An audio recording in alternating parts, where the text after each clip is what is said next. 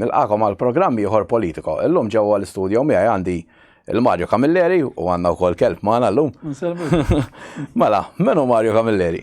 Mela, Melkim, l-ewwel nett nibda biex illum għandna l-kelb magħna għax qalulna li aħna ma nħobbux l-annimali. Għax pres aħna niklu l-laħam, qalulna li ma nħobbux l-annimali, allura ddeċidejna li nżommu wkoll naqa' l-kelb naqa' fl-istudios magħna. Soltu jkun ħdejna, imma soltu jkun ħdejja ma ġembi u ma jitċaqlax. Imma biex biqgħod kwiet iddeċidejt li ndaħlu naqa' fil-programm. U anke telespettaturi jkun naqxejn programm naqa' Relax, fejn soltu. U fejn soltu. Tajjeb jiena taf inti soltu jkollna naqxejn nies ta' ċertu kalibru dejjem kellna. U llum Iddeċidejna nagħmlu daqsxejn ħafif. L-ewwel nett nibda biex Melkim nirringrazzjak tax-xogħol siju li tagħmel fil-programm. Tajjeb dejjem għamiltu bil-qalb, dejjem għamiltu volontarjament. Ħafna nies illum qed jgħidulna li aħna paid media. Tajjeb u jiena ġivejt messaġġi li jgħidu li anke aħna sponsorjati mill-WEF, mill-Holt, tista' timmaġina, mill-Gvern, saħansitra l-Gvern qed jisponsorjana u anke PN News, PN flok PM għalunna PN. Ġifieri dak kollu naqalaw. Le aħna nsienu ton fuq il-flus u aħna nagħtu l-ħin. Tiġi hawnhekk ton fuq il-flus minn tiegħek għax tiġi hawnhekk. U ħafna drabi anke ġibt tippreżenta u toqgħod tgħaddi għalihom, toqgħod tinqala. Ġifieri tagħmlu b'mod volontarju bħalma qed nagħmlu aħna u aħna hawnhekk sirna tim wieħed issa tista' tgħid u nieħdu pjaċir. U għalhekk nistgħu ngħidu li rridu għax ma fil-but ta' ħadd. Eżatt qatt ma kmandana l-ħadd xjejn waqt il-programm. Ġifieri bażikament issa min jien kif saqsejtni inti. Persona normali, ġifieri naħdem u min jafni bħala l-petrol station attendant, u min jafni bħala l-mexxi l-pompa, u min jafni bħala imbjekkilhom xi frotta, u min jafni li għamiltilhom għallimthom il-mutur, u min jafni ġibt xi xogħol minn barra, tifhimni ġifieri għamilt xogħol Jack of all trades. U min jafni katarrist, ġifieri ħadna sehem f'Sena tal-Poplu 2021, konna ġejna t-tielet u l-ewwel bħala kantawtur, ġifieri għamilna Għandek. Fejn nitlu, nippruvaw ix-xogħol. Tagħmlu ħajja. Nagħmluh tajjeb, ġifieri daqshekk kollu. Mela, però ejsek inti jsir daqsxejn famuż mhux ħażin. Fiż minn il-Covid u inti saħansitra wkoll kont ġejt arrestat għax kont qed tittella l-ispeċi ovvjament għandu jkollna wieħed ikollu l-libertà jagħżel jew le jew il-vaċċini u kien hemm ukoll nies li kienet ikollhom effetti ħżiena u għax tkellem daw speċi provaw isiktuk, tista' tgħidilna x'ġara dak iż-żmien u għala wkoll bdejt titkellem fi żemm ħadd ieħor fil-vera. Issa dinna qastura twila. Però aħna nipprova nqassara kemm nista' l-programm ma nispiċċawx. Għadid tqis li ddiet minn 2020 u baqgħet sejra letteralment kważi għadha sejra. Sallum, tajjeb, però fil-qofol tagħha fil-fulkrum tagħha naħseb kien 2021. Ekku. Tajjeb, però minn 2020 jiena kont l-oppost ta' dak li ġejt mbagħad. Jiena kont qed ngħid letteralment il-gvern u nikteb ġifieri fuq il-Facebook għalqu l-airports kemm jista' jkun din marda ħatkun xi marda serja. Bdejt nara ċ-Ċajna u jiena għandi ħbieb miċ-Ċajna għax naħdem magħhom, nimporta magħhom, kont nimporta dak iż-żmien. Ma dawn il-ħbieb u bda jgħidli hawnhekk lockdowns u l-biża' u l-virus qed joqtol in-nies. U jiena bżajt, da saħansitra baqgħet li għadu għandi l-pakkett, ġifieri pakkett maskli da biex jien nipproteġi ruħi. Da. Ġu bl-N95 u bil-maskli għadu il-pakkett għadu għandi għax jiena ma żajthom dawn il-maskli, forsi nuża waħda biex immur bil-forxi sptali u hekk. Però dak iż-żmien kont qed nemmenha ġifieri u l-ommi qed tilha ara ma toħroġ minn barra għax dan qed joqtol ix-xjuħ. Imbagħad rajna dik li rajna x'ismu Bergamo.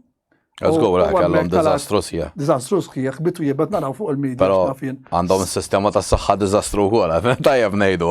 6% kważi ir-rejt tal-mewt, allura tibża bla ma trid. Tibża bla ma trid. U qed toħorġux, l-ommi qed toqtol il-vulnerabbli u l-anzjani. Ta' 6% Marta xintot xi 60,000. Mhux hekk.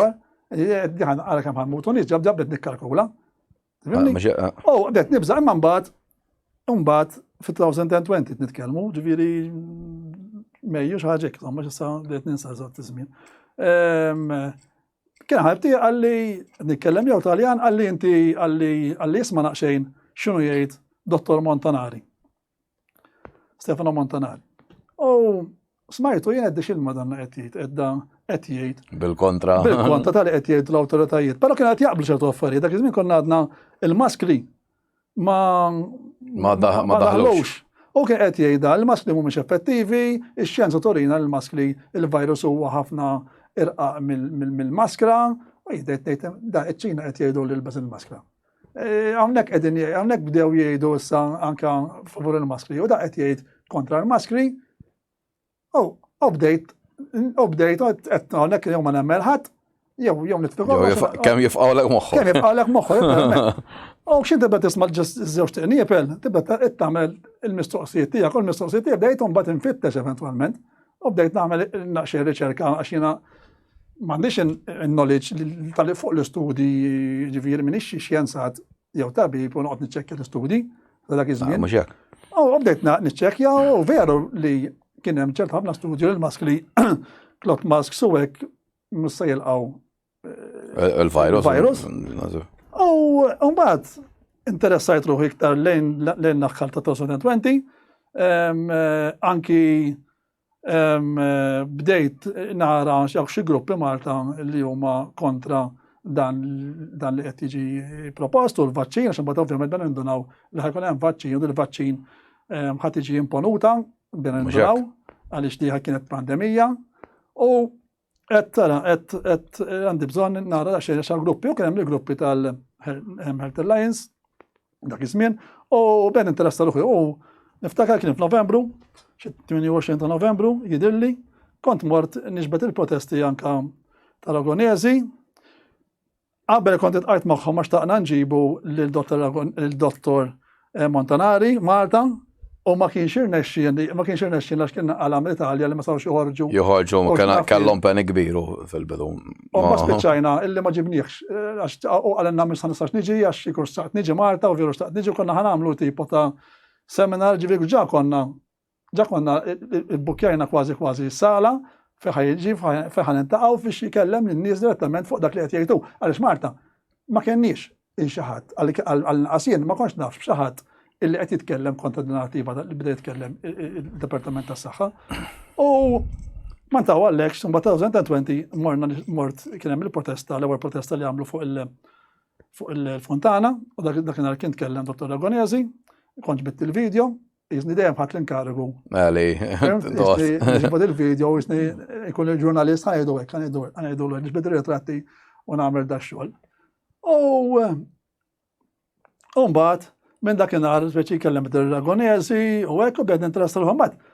Iktar ma tmur quddiem speċi bdejna naraw illi ħajkun hemm xi ħaġa imposta fuqna u li kien il-vaċċin. U jiena m'għandi kontra xejn. Jiena dejjem anzi kont għamilt il-grupp Vi Freedom li kien fuq il-Facebook dak iż-żmien u ħadd jista' jitfa' li jrid u min jitfa' tajjeb u min jitfa' ħażin. Mbagħad eventwalment dalquh il-grupp għax tant kien hemm tafhom minn kollox. Li ovvjament. Għadu nista' naraħ ġifieri, nista' naraħ kull ma kien hemm mniżżel.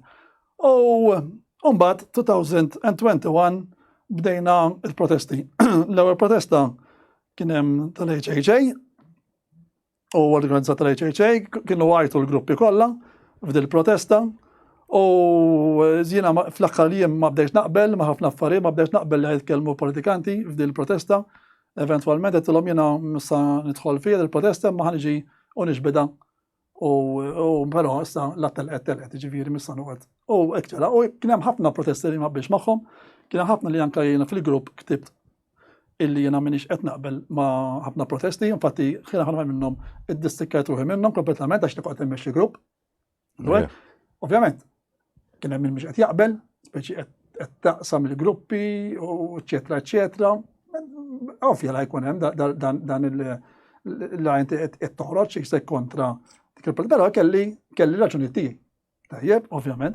U waħda ġibil l-oħra insomma, u 2020 mbagħad għamilna protesta ta' tfal, hemmhekk konna maqogħdin il-gruppi kien għamilha Kevin Falzon l-applika u kontent u jien ġbitlu l-video, infatti għadhom hemm. Titqabel bdejt nintervista f'Mejju l-ewwel intervista jiena Dr. Soler għax jien dejjem rid nara mill-lat xjentifiku, x'inhu ma jgħidu. Kienet interessanti li ma jimkox naf bih Dr. Soler, ġibilt li xaħat l-attenzjoni għalli Dr. Soler daħal fil-grupp tijak, fi Freedom, daħal ġifiri għamel ġol. Jara xem. U għetlu minnu Dr. Soler daħal, għaskel li d-għet minnu Dr. Soler, għalli daħt jikteb ħafna kontra Missouri x'nafin. U kien Ker Drago, li kien. U għetlu għessa nibatlu, daħan kelm għalla għatibatlu, għetlu nibatlu, x'għetlu nibatlu, għetlu nkelmu, għetlu naraw, n-intervistax da. Nkun l-ewwel nies li intervistax tabib Malti li qed jgħid kontra il-Missouri. Qed lu naraw x'ħajjed.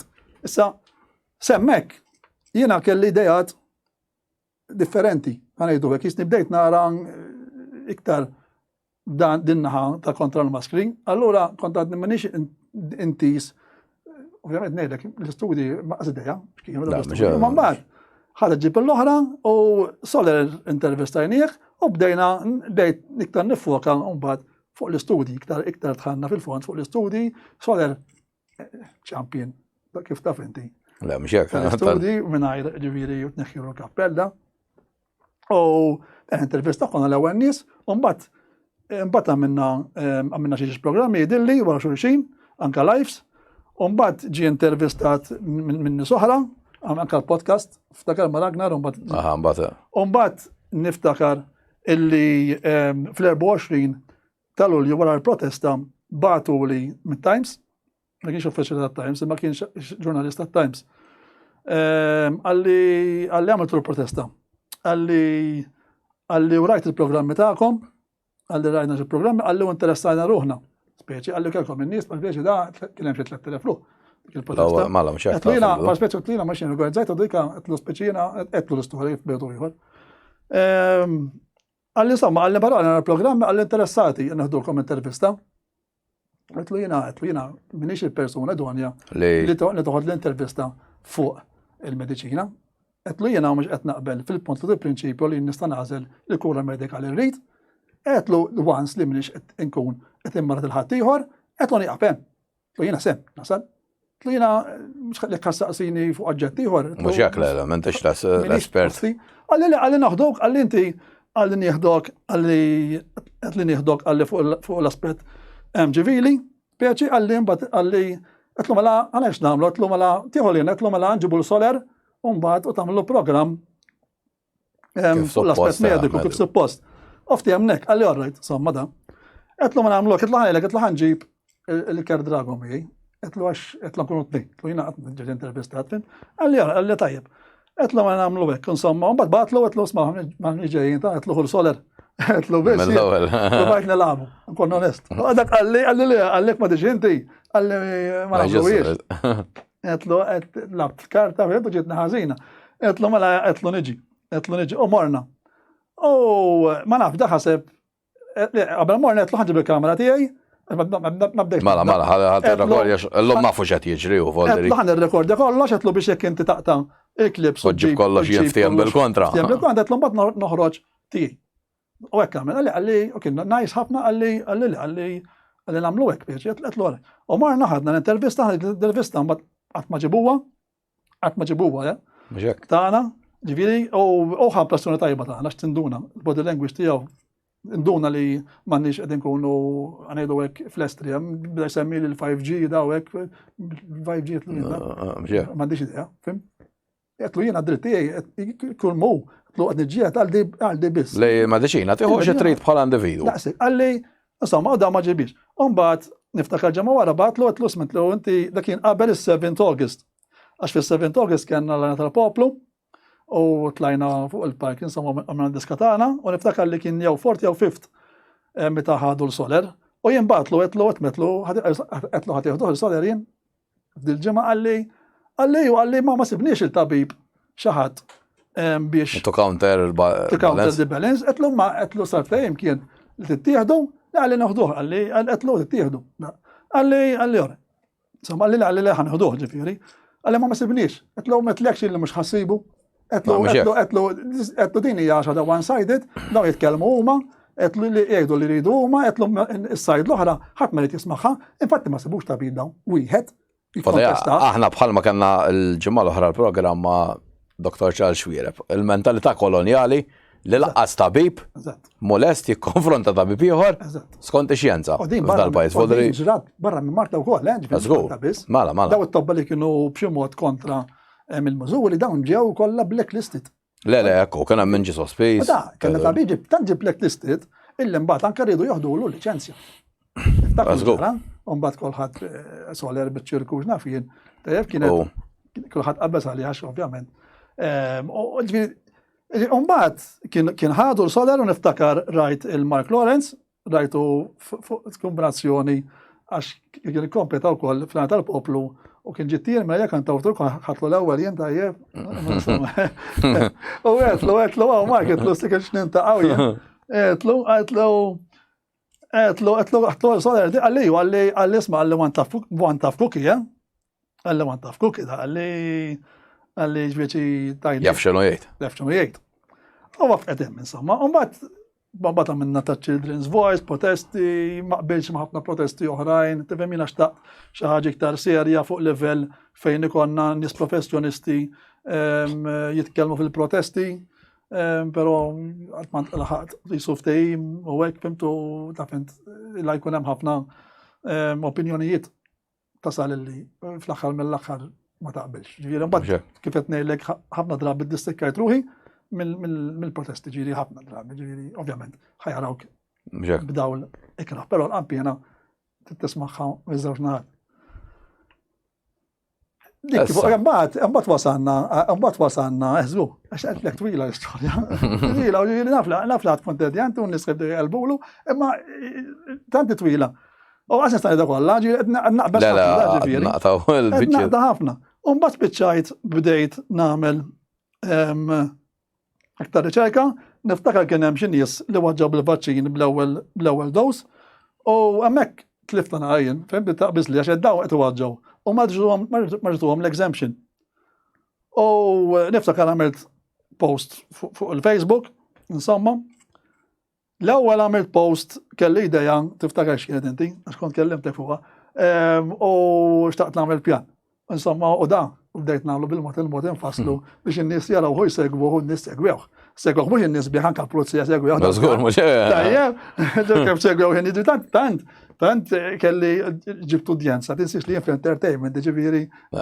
Xogħol dan, qed nilgħab insomma. U spiċċajna dawn taw każ il-pulizija u xempilli da qalli isma' qalli ħankellmuk insomma u jiena mort. Mill-ewwel darba ġifieri l-pulizija esperjenza ġdida. Għalli x'ħat tagħmel qalli inti? X'ħat tagħmel qalli? Għalli x'inti ħad tagħmel qalli? Kienu tlieta da.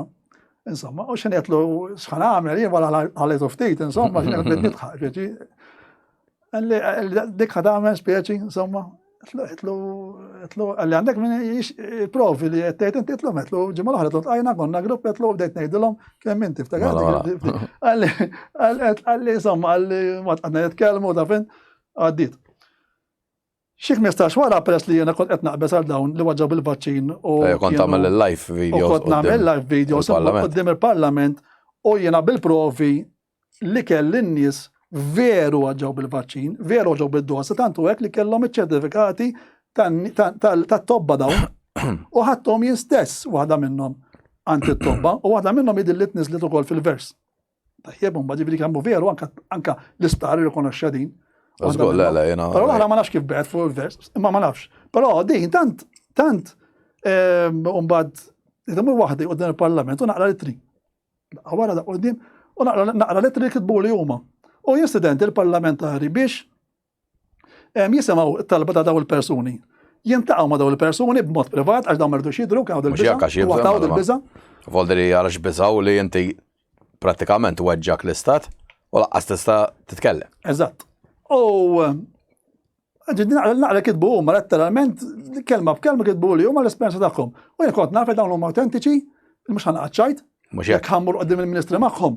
Jew ovvjament qudiem il-deputati ħankun preċiż, bit-tobba jibbekjaw dak li qed ngħidu biċ-ċertifikati u jisimgħuhom, però is-soltu kulħadd gallerija.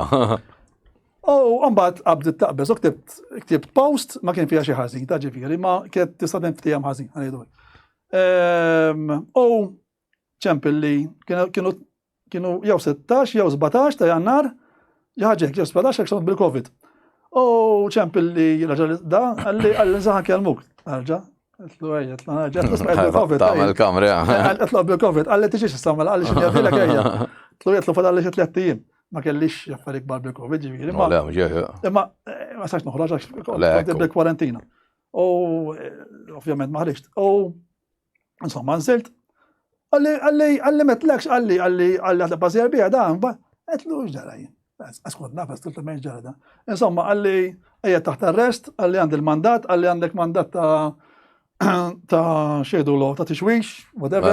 Il-laħu jgħetlu, jgħetlu. Insomma, dan tlajna f'kamra, għalli t-avokat, da kolla zbalji sewallu ma namilomx. Għalli titqatlu, tlemmen għabadin ċempelin, tlu mandil ħat l-avokat u niftakar ċempel tal-Dragonez da, għalli jina mux fuq il-kriminal. Għalli fuq l-ambjent. Għetlu għarra, għetlu mela, għetlu, neħx taħmel jien. Għalli, għetlu mela, għetlu għalaqtaħ, għetlu jina mandiġ biza, għetlu jina għan bil-verita, għetlu u daqsek, għetlu mandiġ biza da, għetlu xiet jgħamil da. Għetlu mela, għetlu sma, għetlu mandiġ bżon l-avokat. Għalli aħjar ġibu l-avokat da, għetlu mandiġ bżon. Għalli mela firma l-waiver għaw, għalli mandek bżon, firmajt il-waiver jien, taħalli f'kamra fuq, daħħal 3 CDs da, u tlaqna insomma.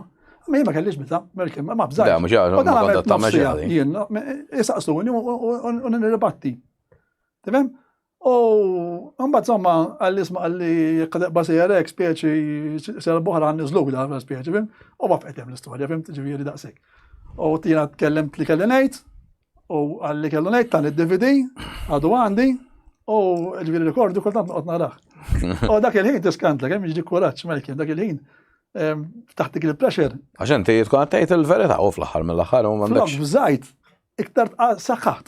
Għax kont naf li għandi l-affarijiet veri, fuq xejn nitkellem, jieku kell daw in-nies jien kienu mhux veri jew mort nivvinta. Mhux hekk. Kont nibsax, kont ngħid issa jekk itallani da. Ħadet lef kollox. Mhux ħantalla xhieda, mhux ħantallahom xhieda daw in-nies, fimt? Għandi t-tabib qed ngħid lit-tabib rawhom mhux marhomx, fimt? U qed nikdeb, imma jekk kont fil-verità, kont intallahom daw in-nies. L-argument, u għandna dalla t-tabib xut.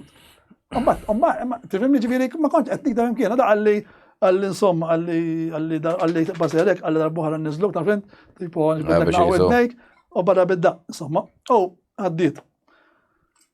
Għamba dik kienet ġviri tal-arrest, u bħajna għaddejn, ġviri, ma t-wara ftit, għamilna jina urita ftijemna li namlu l-PM News, jina urita meċ naqblu f'kollox. Mux jek, le, bla dubju. Pero, għambat eventualment, ftijemna namlu l-PM News. Għawa, jien konġ ġaġ taċi xogħol xi gazzetti oħra, fil-passat ġifiri anki għamilna xi meetings u hekk, niftakar kont laqqajt anka l-Soler ma' Tok, tifhem? Allura mbagħad waqqafna l-PM News, waqqafna l-paġna, mbagħad tawna l-cards bl-FOI, ġifiri qegħdin regolari kif suppost u għandna nkunu ġifiri taf inti meta immorru f'post. Daħluna, nurru l-card u nibqgħu deħlin. U inti issa ġifiri ġurnalist sta ngħidu ma' PM News. Għal-diskors ikun ċa. Imma l-istess ġifiri, u bħajna miexin minnem, u xaħġa li tallimna ħafna, għax titgħallem. Tgħid l-iżbalji ma miltux fil-bidu l-laħwa minn jaf. Minn jaf kien fajt post jien. Mux jekk. Daw il-post kienu misleading. Jew aħjar ma tkunx tfajthom. Fimni ġifiri l-lum, xina ħares l-għuna ngħidlek aħjar ma tfajtux, per esempio. Mux jekk, ma kulħadd jitgħallem mill-esperjenza. Però anke huma għadu żbalji ħaldan żbalji l-awtorità s-saħħa.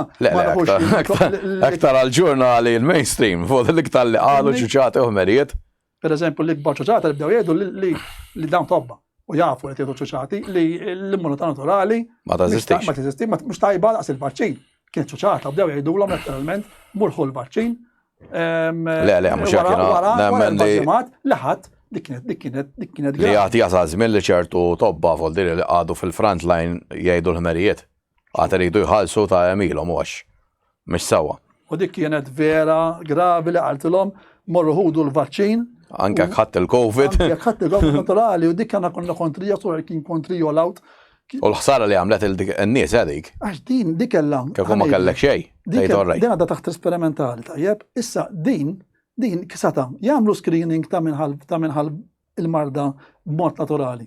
u jitwarrab jekk għandu l-antibodies olin. Mhux hekk. Kien hawn diġà It-testijiet. testijiet, jiena għamilthom 4 darbiet, kull darba rihom nagħmlu. Barra darba kelli Covid vera, undunajt kelli Covid, għax huwa kompletament differenti mill-rieħ għall-inqas fuqi, u xi mort nagħmel test. Tala sploda l-antibodies, kelli l-antibodies. Mhux hekk. Għamiltu ġivirina għad fuq ix-xjenza, ma għadx noħroġ barra mix-xjenza, anka fuq dak li bda jgħid Soler. Kenna laqa niftakar wara Children's Voice wara t-tielet protesta kienet jiena Kevin u Rita fejn morna nkellmu il-Pros Gawċi. U tista' taħseb Pros Gawċi tant kont qiegħed ħadd l-istudji miegħi li spiċċat tatni ċertifikat din għart li inti qiegħed fil-medikal ġifier għart li din fis-serjetà qed ngħidlek. Issa jiena dak is-sagnar kont naraħħa naqra kelli naqra jisni kontrija. Però mbagħad jisni rrispettajta. U mhux għax qalt li hekk. Però il-fatt li liqetna u l-fatt li kelmitna lura jisni rrispettajta. Fimt? Anke naħseb Rita u Kevin. Nista' mhux qed nitkellem għalihom, però jisna il-fatt li smajtna. Fimt? Il-problema li kollu jisu kulħadd irid jaċċetta xi jgħidu l-politiċi tal-pajjiż. U kif kelmitna ġifieri ma jkollok ġob. Kif kelmitna ma trattatniex ta' stupidi, fimt? Trattatna kif suppost, lqietna, semietna, ma qbilniex. It-tieni darba mbagħad inżilna jiena Rita, Kevin u Soler. Soler tista' taħseb indiġija, ir-ranka dak jisu bulldozer. U x'imbida għas-saħħaġa titkellem din, għas-kelmu, u jistudju wieħed wara l-ieħor, da, u ma qablux fuq transmission dawn biss. Fuq trasmissjoni biss. U kellu raġunu.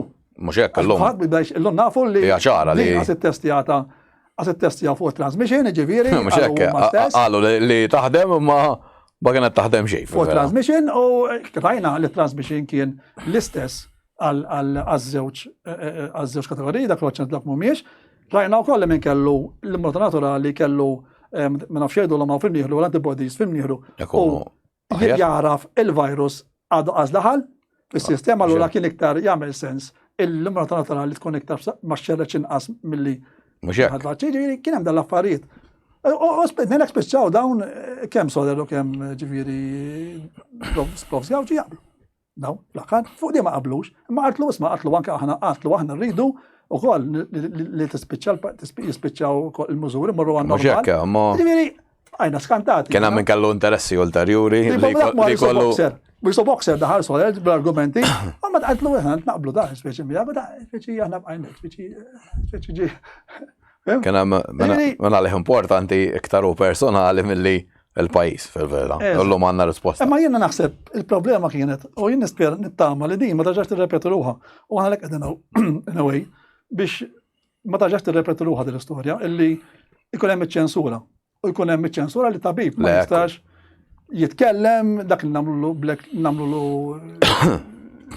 blacklist. Ma nistidduħx fil-medja ta' finti kellna Biżibiljon li ġibnihom hawn bbenjagħhom inti fihom ħafna minnhom. Jiena kont naħseb li tibbenjaw biss in-nies bħal Dr. Soler bħal Rogonis mhux irid immurjin. Bħal kulħadd. Żgur li kif student nitkellem fuq il-vaċċin du ġej.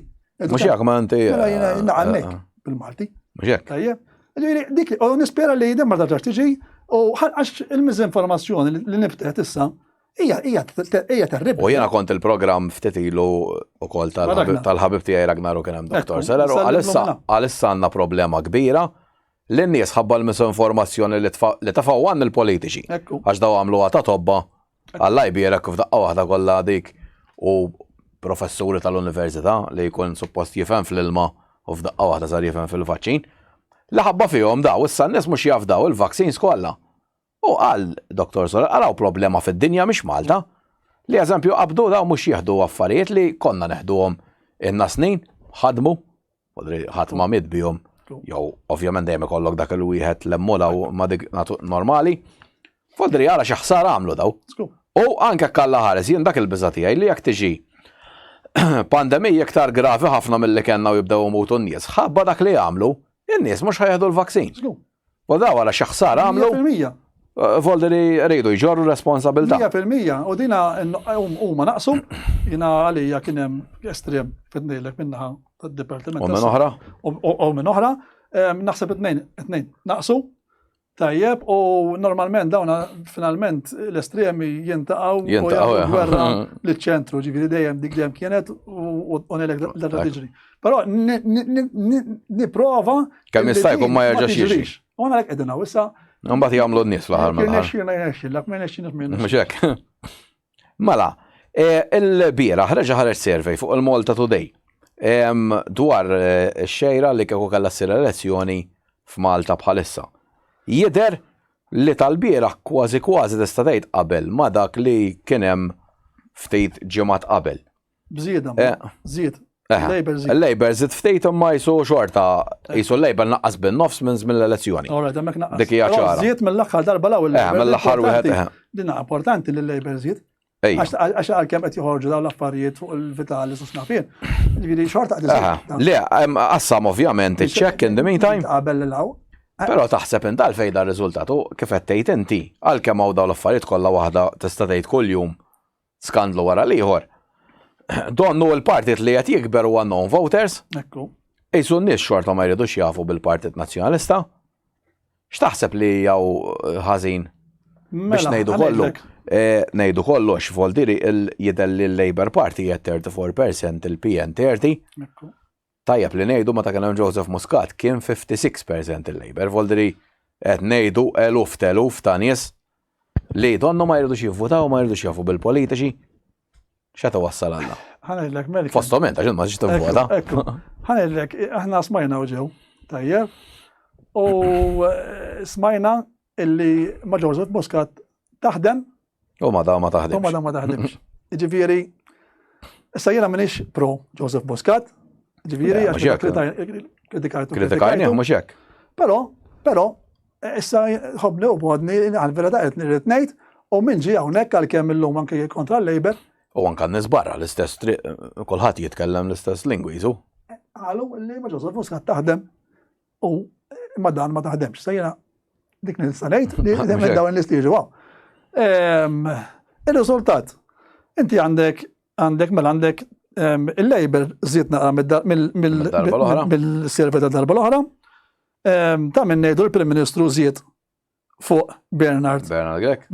Ġifieri hawnhekk irridu naraw x'inhu jiena fil-opinjoni tiegħi irridu naraw x'inhu jiġri u jekk il-Partit Nazzjonalista mhux se jara x'inhu jiġri da ħajt elezzjoni Alla volja u dawn fajt kollha. Dana qed joruk in-nies, issa jekk inti ma tix tisma' min-nies. Ħaġa toqgħod fl-oppożizzjoni. Jekk inti toqgħod fl-oppożizzjoni, forsi kuntent fl-oppożizzjoni. Mhux hekk. Toqgħod fl-oppożizzjoni. Imma n-nies qed joruk. Għandek il-punt ieħor li għandek 15% u xek, 15% mhux ħajvotaw u 20% indeċiżi jew bil-kontra. Bil-kontra, 20%. Isur ħaġek. Isu 35%. Fuq 30%. Parti għandek 35 ħaġa, punt ħaġa, mhux se jivvotaw. Jekk għadhom f'daqqa għandek l-ikbar partit. L-ikbar partit. Mela issa għandna l-ikbar partit non voters, mela. Huwa l-mument, Melikim, u issa tinsiex, kellek l-oħrajn, 1.1%. Mela qed jorik, il-poplu qed jerġgħu jorik daw is-surveys li dan laqqas it-tielet partiti ma jrid. Ġifieri da qed jorik, mhux it-tielet partiti li għandna llum. Mhux jatteraw dak il. Mhux jatterawhom għax jieku qed jatteraw. Jieku ħajatteraw lek dik il-faxxa tan-non voters. Imma dawn mhux qed jagħmlu, ġifieri jiena għalija ħobni u bodni ħanejt l-opinjoni tiegħi, għandna problema illi n-nies il-partiti iż-żgħar mhumiex biżżejjed tajbin biex jilqgħu l-elettorat. Mela, jiena nittama ġifieri forsi nagħmel appell. Jiena mhux għax ma rridx nivvota, għax jiena m'iniex qed nara partit li nista' nivvota u jmexxi l-pajjiżi. Tajjeb, jien nittama li ikun hawn partit. Tajjeb, bnies idoni, tajjeb, bnies kwalifikati fuq il-materja tagħhom. Tipo avukat fuq il-liġi, tipo tabib fuq tas-saħħa. Mhux hekk bidwi. Tipo bidwi fuq l-agrikoltura. Ejsu teknokrats. Teknokrats, tajjeb, u dawn jaqdu partit. Jekk dawn jaqdu partit u jibdew jitkellmu u jinformaw il-poplu, tajjeb jien għandi fiduċja fil-poplu li ħajamel differenza dal-partit ħajamel differenza. Sissa, qatt m'għandniex. Dal-partit. Għax donnu hemm l-issue li l-partijiet iż-żgħar joqogħdu jiġġieldu fuq issues partikolari u speċi jismek inti fuq di ma taqbilx magħna mala warrab. U dak jien nemmen li huwa żball. Ma Sissa għandna. Ma jistax ikun taqbel f'kollox. Parti. Għandna pereżempju jien naf pereżempju sense of fear, biex noffendihom, naf pereżempju kellim wieħed jitkellem għal partit kollu, jew tifhimni jew kunu tnejn jitkellem għal partit kollu. Riżorsi voldri tifhemhom ukoll. Tifhem kollox, tifhem kollox. Però dawn iridu jissaħħu. Sew jissaħħu u jkollhom din l-istruttura. Jew kella il-poplu qed jgħidilhom qed jidrik il-poplu issa ċans għax għandek 35% tan-nies mhux ħajvvotaw minn inti tista' jekk ikollok xi ħaġa b'saħħitha u nien nemmen għax għandi fiduċja fin-nies li n-nies huma intelligenti biżżejjed dawn non-voters speċjalment li jmorru ma' parti ġdid. Tajjeb tihom parti ġdid. Ma elezzjoni waħda u naraw. Daw għalmenu biex ngħidu kollox, daw għalmenu non-voters qed juru li għandhom moħħ u li l-affarijiet li qed jiġru mhumiex aċċettabbli. Ekku. La naħa u laqqa soħra voldri. Qed naraw x'inhu jiġri għandek il-Partit Nazzjonalista jgħidilhom inti korrott. U liħor l-Laburista jgħidilhom inti korrott qabli. Mhux jekk le. Ħadkun korrott warajja. U l-ġlieda donna minnu l-inqas korrotti sabejja. Eżatt, dik hi. Issa, xi ħaġa oħra wkoll li naf li jadal qalbek u fil-verità ħadd affettwa di il-Maltin kollha alla forja għadhom fl-ispazju ħafna minn nies. Lamborghini Electric Cars. Daw rridu li 50 snin oħra Malta tkun kollha bl-electric cars. Issa inti naf li f'da suġġett tifhem. Hija vijabbli li l-pajjiż meta m'għandna infrastruttura ta' xejn assolutament. Il-karozzi kollha li hawn, folder immaġina kieku ħadd irreplacehom, jista' xi darba da il-pajjiż jiġi fuq l-electric cars. Apparti jiena ma nafx forsi tista' tikkorreġini inti, dawn mhux vera huma tajbin għall-ambjent, għax kull ma jsolvu xi 1% tal-problema milli diġaw. Il-problema huma t-tires meta tuħu l-brejkijiet u da, vodi x'ħanamlu l-karozzi bla tires issa. Vodi x'in il-verità fl-aħħar. Issa ifhimni, il-verità apparti l-interess il-kbar. Il-verità ifhimni mhix daqshekk faċli ngħiduha tajjeb u laqqas jiena ma ħanejt il-verità għax ma nafix. Bażikament tajjeb, nista' ngħidlek mix-xorti li middu kont tfal naħdem fil-karozzi, ġifieri tal-familja, ġifieri u dejjem fil-fuel, ġifieri u fl-industrija tal-karozzi, allura xi ħaġa titgħallem u tinteressa ruħek. Jiena nemmen illi hemm anke saqsejt inġiniera ġifieri fuq dil-materja, ġifieri jekk naraw l-electric car, l-ewwel nett il-prezz tal-electric car. Li dinja fenomenali. U mhux kulħadd ħajkun jista' jaffordja li jixtrija. Imma fija nnifisha li mhux kulħadd ħajkun jista' jaffordja, tista' tkun illa ħadd naqqas it-traffiku. Qed tifhimni jiġifieri jridu noqogħdu attenti.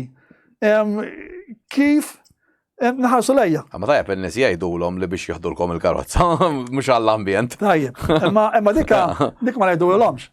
Dik mbagħad inti ma tiflaħiex, awtomatikament inti ma tixtrihiex. Jew tixtri mezzi żgħar bħal-mutur, motur forsi taffordjah. 5,000 euro bil-batterij scooter, jew tixtri scooter minn dawn. Li qed naraw ħafna fit-toroq jitparkjaw l-emmolaw sewwa. Jiġri inti b'xi mod tirranġa tal-linja jagħmluhom xejn minn inti sib post moqdi. Issa il-prezz huwa inti l-ambjent jekk inti ħatmur ix-xogħol u tagħmel 30,000, inti ħadd tipproduċi ammont ta' CO2 kif nifsu biex taħdem għalih. Mela, dik għandek fattur ieħor. Għandek il-fattur tal-recycling. Daw aħna Malta bħala island m'għandniex fejn isir ir-riċiklaġġ tal-litju. Mela ħanamlu dan irridu nesportaw. Il-periklu. Irridu nesportaw. Studju safenna fien fuq Malta biss għax fittixtu m'hemmx u anke kien xi domanda parlamentari l-Onorevoli Mirjam. Tajjeb. Jidher li ma kien hemm studju Malta, ġifieri Malta aħna m'għandniex studju individwali ma studju bħala blokk Ewropew. Bħala blokk Ewropew, iwa ħajnaqsu l-emissions, imma Malta fiha nnifisha kemm ġifieri ħajkun hemm impatt fuq Malta meta aħna ħanneħħu ħammorru għall-electric cars, pereżempju nagħmlu power station oħra. Għalonna jew le? Ma għalonni rridu naqalgħu it-toroq biex ngħaddu wires biex nagħmlu fast charging. Jekk il-petrol stations pereżempju jispiċċaw mill-fuel daw irdu jiġu fast charging. Dawn qed tgħaddilhom il-cables letteralment mis-substation, ġifieri dak it-taqla toroq. Ħatarġa li Peress nagħmluhom malajr it-toroq. ħatarġa taqla xogħol it-trap, CO2, whatever. Ħatarġa tolli. Ġifieri ma nafux jekk hux ħajamlu cable connector, internet connector ieħor biex jaqdi il-pajjiż. Mela hemmhekk inti għandek tarġa' ġifieri ma tafx jekk hux ħatkun pożittiv l-impatt jew negattiv. Li ma nafux. Jekk inti ma tagħmel studju, ma nqut li nista' ngħidlek l-opinjoni tiegħi, jiena l-opinjoni tiegħi li nħallu bħala pajjiż magni żgħar, karozzi b'magni żgħar, tajjeb li nieqdew bihom m'għandniex għalfejn immorru għal magni kbar, kulħadd irid ixxi magni kbar, u mmorru fuq magni żgħar. Kieku l-idea tiegħi, fimt? Imma għax tħatom fuq inqas korza tiswin qas tista' tagħmel recycling fil-pajjiż. Ġifieri stess u parking, traffic, però da ġej kollu mill-Ewropa. Ġifieri aħna llum sirna belt fl-Ewropa. Kolonju. Aħna daw qegħdin jgħidu isma' ħanamlu hekk, u dan il-pajjiż il-Ministru hekk qegħdin joqogħdu fuq l-Ewropa u mbagħad ġas kemm idaħħlu il-liġi jew jiffirmaw jew jaċċettaw u mexxi mbagħad il-Labor Aid tort tal-Ewropa. Allora l-laboristi għax konna kontra l-Ewropa fil-maġġoranza ngħidu tort tal-Ewropa, mhux tort tal-Labor, in-nazzjonalisti jgħidu ħeqgħax tal-Ewropa. Dawn dejjem. U l-Malti dejjem jiblaħħa minn kollhom kien. Dejjem franka, Le, donnox bithom it-tnejn, żewġ partijiet l-Ewropa li. Ġifieri tal-electric cars irridu naraw għax pereżempju oħra, jekk inti l-electric cars ħattejjeb l-arja f'żoni fil-bliet pereżempju ħattejjibhom, bla dubju. Imma l-power station jekk tagħmilha il-Marsa. Mhux hekk ħadoqtolhom iktar. Ħadoqtol in-nies tal-Marsa ma forsi n-nies tal-Melliħa ħajgawdu minn di. Mhux hekk. Jekk issa jekk tgħaddi internet connector, f'Malta mista jkollok id-doħan tal-power station, ma ħaditfaqha isqallija. Mela x'ħan nagħmlu? Ġifieri imma da kollox studju li jsiru fuq il-blokk sħiħ, u għana sirna parti mill-blokk, imma bħala pajjiż. Blokk si rridu naraw ukoll titmur deep down, tara min qed jiffinanzja dawn l-istudji li ovvjament ikollhom interessi f'kollox. Mela, spess ukoll titkellem fuq id-digital currency, ħa nispjegaw daqsxejn x'in id-digital currency. Da hemm pjan jidher pajjiżi nordiċi diġà ħafna minnhom qed jużaw is-sistema li l-flus jispiċċaw u inti jew tuża l-mobile voldi li m'għandek xejn, la hemm backup ta' deb fuq il-flus ma jkun hemm assolutament xejn. Issa, inti di taraħħa b'xi ħaġa pożittiva jew negattiva. U tajjeb ngħidu li meta inti nista' nġib eżempju ċar jiena, meta inti morx trajt xi ħaġa €100 minn x'imkien u ħallas bil-kard jew bil-mobile, tal-ħanut ħa 98, €2 ħada l-bank. Issa, tal-ħanut malli ovvjament dawk il-98 marx taraw u ħallas bil-kard jew bil-xi ħaġa oħra, dawn niżlu 96. Foldi jara l-flus kif qed jinxtorbu mill-banek u ftit ovvjament kumpaniji li għandhom is-sistema bankarja tad-dinja. Edha taħseb huwa vantaġġ jew żvantaġġ. Mela Melkiem, l-ewwel id-digital currency żgur ħataqta dik it-transaction fee. Dik mhux ħatibqa'. X'aħna qed ngħidu, jien għandi l-euro fil-but, dak l-euro ħajmur li fuq il-mobile, jew fuq xi device, ieħor u dak l-euro ħantieħlilek bħal Revolut, tipo, xi klami, imma dik. Ġifieri inti bħala negozjant u jien bħala negozjant jiena jaqbilli naċċetta l-digital euro milli eventwalment nieħu l-kart. Il-kart mhux hekk. Ġifieri jiena mhux probabbli ħanibda ngħidilhom issa għandna d-digital euro tużawlix il-kart. Għax il-kart qed neħel xi 0.47% jien qed neħel għax għandna forsi kun rata aħjar. Dik ħaneħles minna. Mela jiena bħal negozjant jaqbilli ndaħħal digital euro, ġifieri din mhux xi ħaġa ma fihiex vantaġġi. Le, ovvjament. Di fija vantaġġi. Tara l-big picture imma mbagħad. Issa din noqogħdu attenti kif ħanittikiljawha. Pereżempju, jiena kien saqsik inti kontra l-money laundering. Mhux ovvja. Li ovvja. Ma nagħmlux allura kontra ħankun. Inti taħseb il-ħaddiema tal-gvern, it-teachers u dawn li jaħdmu mal-fabriki ħajdu aħna favur money laundering minn dawn li kollox. Mhux hekk. Dażgur ħajdu li. Ġifieri din ħataqta l-money laundering.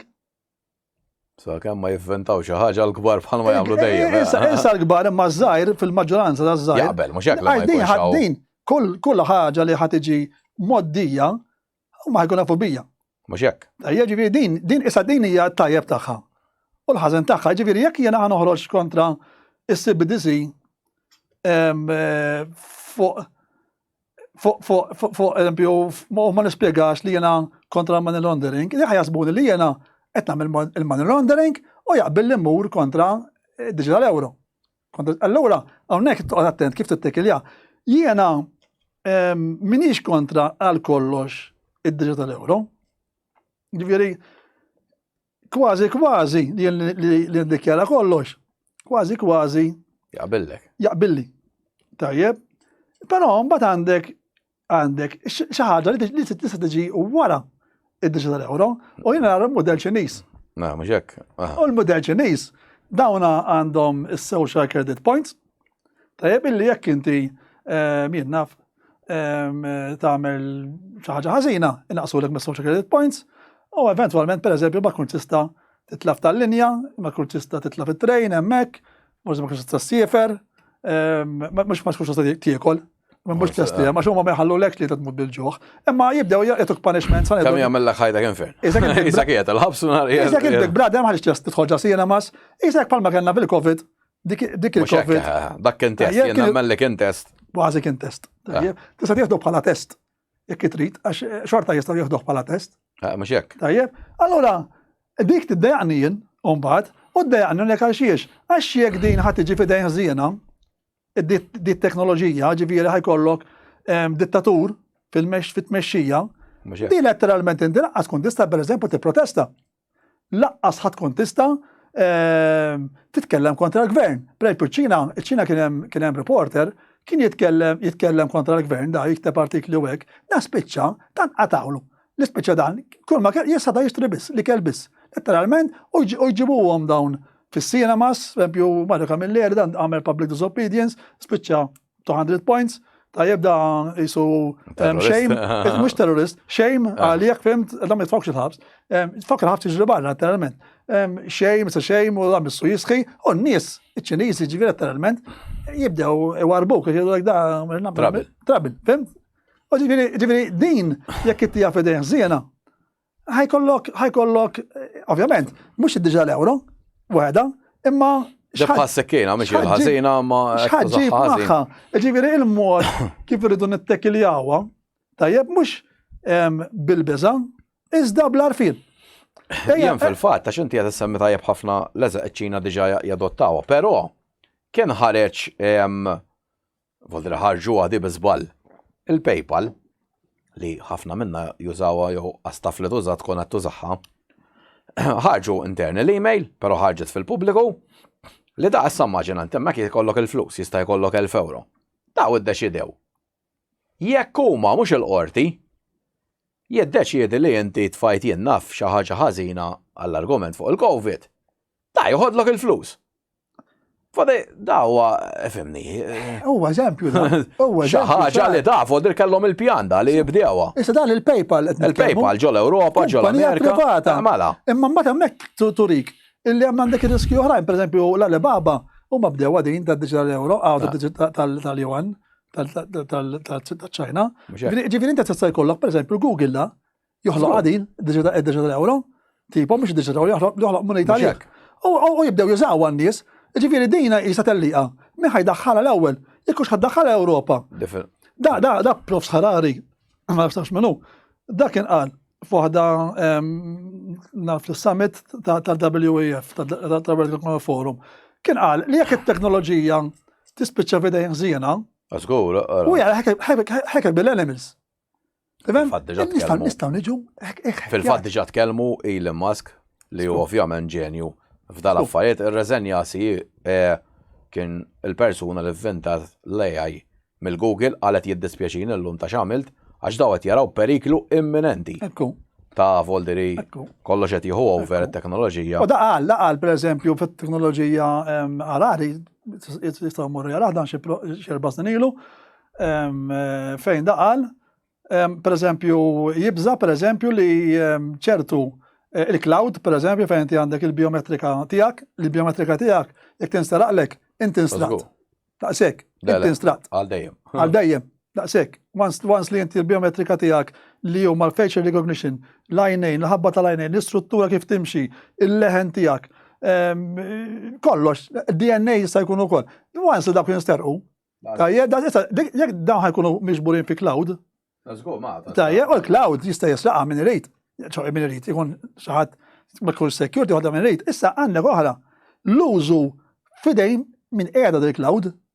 Jekk del cloud tkun qiegħda pereżempju, da semma, eżatt, ħansemmi li semmaw fil-Nord Korea, b'għand għandek dittatur, dan inti tista' tkun dil-kamera. Din taħsebha fiction, ma mhix. Mhix. Da jista' jagħmellek pereżempju tkun għaddej inti, il-kamera tinduna pereżempju inti tal-dak temperatura, da ġismek ċajnu sawa fil-Covid, konna naraw bl-infrared. Eżatt. Jara l-temperatura fuq ras. Il-teknoloġija m'għandix limitu, qed narawha, tista' tinduna, dik il-kamera tista' tinduna kien tixir rabjat.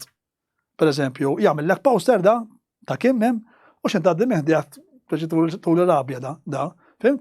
Inti dan ikun jaf li jew wara hazard għall-gvern. Mela inti tiġi diġà blacklisted, rajna s-sistema tal-Facebook kif taħdem. Rajnija din. Fal-Facebook ħanejlek xi ħaġa wkoll rajta ftit ilu għadhom kan waħlu multa daw. 1.2 billion, mhux miljuni, mill-Ewropa għax għaddew id-dejta kollha. Lill-Amerikani. Issa daw l-istess nies l-Ewropa li jitkażaw u rridu jiċċensuraw it-TikTok għax qalu jieħu d-dettalji tal-da. Daw mhux tal-li ħadwa, tal-li bijawha. Nar il-permess tan-nies, u dirax periklu fil-verità hemm li n-nisma aħna noqogħdu hawnhekk minn għalina xi hemm perikli kbar, din il-biometrika tiegħek jekk tistaraqlek, jifħedit, ħanek hemm jifħedit. Jekk inti pereżempju għandek il-karozza, illum kollox bil-fingerprints, banka l-mobile, tifħu bil-finger, anka ċevetta tad-dar, għaw minn bil-fingerprints, nawn illum jafu, skopriw. Illi mhuwiex safe, illi inti tuża fingerprints biss, allura qed idaħlu iktar biometrika. U mbagħad tispiċċa bil-code fl-aħħar xorta. Bien tkun secure, tivlew qed tagħmel il-fingerprints, u mbagħad tagħmel il-ħabb. Nemmelli u sajka ħanerġgħu nispiċċaw bil-kattazz fl-aħħar mill-aħħar. Infatti hemm spiċċajna bil-code. Il-code huwa kattnazz. Kattnazz modern. Ġifieri hemm medin, dan fl-aħħar mill-aħħar jagħmlu x'jagħmlu. Dawn jekk inti instaraqlek inti id-data tiegħek, imur niġi d-dar tiegħek u niftaħilek jien. Letteralment. U dawn ta' teknoloġija avvanzat illi ma sax jisimha bil-kamera bħal din ta' ġieli dan nirrikordjaw hawn. Ħadula l-fingerprints fuq ritratt. Min fuq ritratt di ħadula l-fingerprints fuq ritratt. Jiġifieri ara t-teknoloġija m'għandix limitu. Periklu jien nemmen li anke eżempju llum konna nittestjaw id-DNA għal xi crime u hekk, daqqas ħajb iktar safe. Allura tista' tieħdu minn kullum kien. U jaf ħajibdaw jaħlu nies, jgħidu għax sibnilu d-DNA, eżempju, fej qatel. U da miskem ma jkun għamel xejn. Huma dik li jridu. That's what all about, ġifieri il-one word order, ġifieri one security, high security, dawn dak li jridu. Dan għan-nies illum, tiġa n-nies illum bil-kriminalità li jaw, anka Marta nieħdu Marta, il-rata kriminalità żdiedet, tajjeb. Issa għamla d-doġġ galwar. Fimt, rajna issa sfortunatament, ikset wara anka mwiet, sfortunatament, dawna n-nies qegħdin tajjeb qegħdin iridu huma stess in-nies, jiġifieri iridu l-kameras kullum kien, Melkim. Biex jaqbdu l-ħallil. Mela n-nies trida, jiġifieri issa min ġieba. Tajjeb, l-ewwel ħallu kulħadd jagħmel li jrid. U mbagħad in-nies qed titlob għal iktar security. U inti tkun taf li inti ħad iġi spjonat, ħanajdu hekk, però inti mbagħad tispiċċa jekk il-maġġoranza trid il-kameras. Tagħmilha mbagħad jekk inti tkun ċittadin tajjeb. Ma taqlax trabel u hekk tgħid jagħmilha feġi tajba lija feġi billi jkun jaf, pereżempju fil-każ ta' diża euro. Billi jkun jaf il-mod nixxittom taż-żejt, da diskors ta' Ċiniżi. Jiena nara dak il-mudell. Billi jkun jaf li xajt il-jogurt, jkun jaf li mort is-sinema. In-nies ma jafux, inti taf xi tkellimna, qegħdin jidħlu f'dittatorjat mingħajr ma jindunaw, kontroll assolut fuq ħajjitkom minn xint qumu sa xint tordu. Tiġa qegħdin hekk. Tiġa qegħdin hekk, qudiem kemm ħajkun. Jekk tidħol fuq il-Google Map, Għas kont naf bjedin, u rrit li Rita dal-axħar, Rita edha fuq l-AI aktar minni. Għalt li ħana jek femmort. Tafħadi li femmort. Ubdittej li bil kontem, għalt li id-dati għalt li kolla jek femmort. Ubdittej li femmort. Għazga, ħallejt ċaħġa miex jew l-problem. Ħallejt il-xejdula u il-location miex għawla. Għazgu. U din. Taf fejn mort jien bażikament. Il-qorti biss. Il-qorti għax konna morna l-qorti. Ndarux xi dokumenti. Il-qorti li ma jkunx taflet il-qorti, ma jaqrakix. Ġifieri il-gvern. Il-gvern jaf fejn għandu jitfi. Mhux hekk. All right, jaf sa fejn għandek sa fejn il-Google għandha tagħmel stop. Idilha stop, titħollix. Kastilja l-argument titħollix, sar parlament titħollix. Fejn ġifieri hemm postijiet illi dawn ma jistgħux jitlu. Mela. Għalhekk jgħidlek is-CBDC rridu noqogħdu attenti kif nittekkeljawha, mhux mill-lat tal-moneta Persja, imma affarijiet oħra. affarijiet oħra.